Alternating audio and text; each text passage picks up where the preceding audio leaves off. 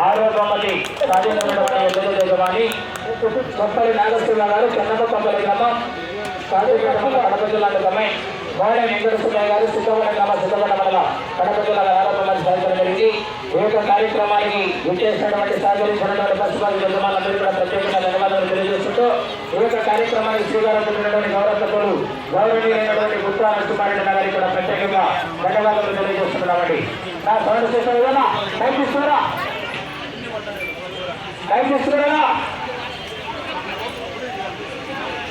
అంత వైర్ చుట్టుకో జాగ్రత్త కింద పడకుండా వైర్లు కాళ్ళ తోలుకుంటుంది ఆడవాళ్ళు.